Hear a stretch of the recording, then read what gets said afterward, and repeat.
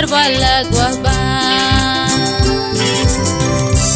Vamos hacia ti, Señor,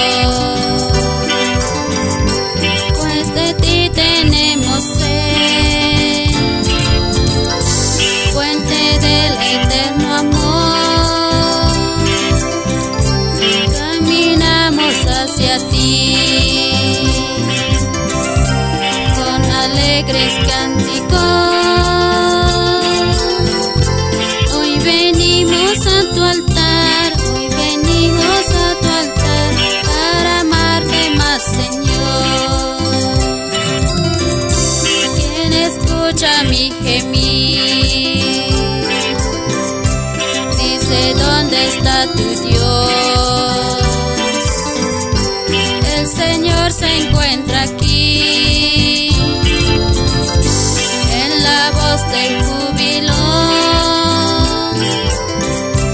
Ya mi llanto ha de cesar,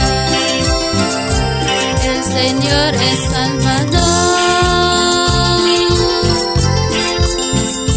Cuando tenga que sufrir, cuando tenga que sufrir, en ti pensaré, Señor.